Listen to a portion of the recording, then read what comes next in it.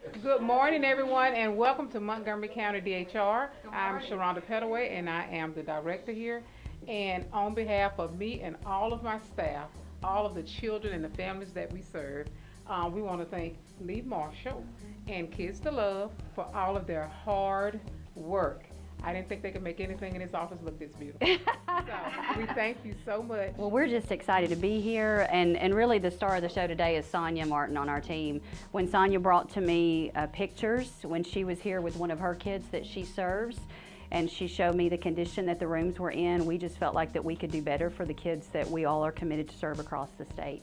So I want Sonia to talk, but I also want to introduce Steve Marshall, who is, of course, the Attorney General for the state of Alabama and a longtime board member for Kids to Love, way back when he was the DA in Marshall County. So Steve, thank you for being here with us today. Would you like to say something? Just thank y'all, number one, for what you do. You know, one thing that I recognize from sort of having been in the field is that it is the caseworker that has a lot to do with our ability to prosecute those that are subject to sexual abuse and physical abuse, because that's how they come into your care, is that you go a long way in allowing us to be able to provide justice for those families. And then the other thing that we all know is that our foster kids are some of those that are most at risk for issues down the road. And but for your love and your grace and your intervention, many of those kids wouldn't have an opportunity. And so the fact that we get to be here today and to kind of bring in something good and nice and appropriate for these kids, to give you a good place to be able to bring them, I think sends a message not only about how important those kids are, but also the value of what you do. So thank you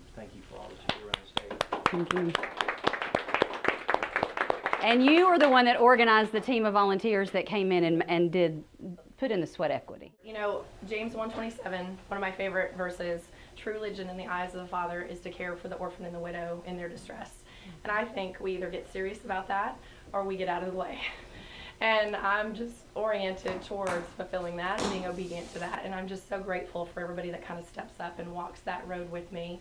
It's just so interesting. I was telling Steve a little bit ago when I had that first foster baby with me, and I would come and sit in one of these visitation rooms, and I thought, no, we can do better.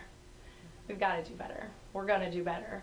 And I had snapped a quick few pictures and then had headed up to Huntsville for a meeting with Lee, and I said, hey, I'm going to throw something at you. I can take a no if it's a no, but let me just show you something.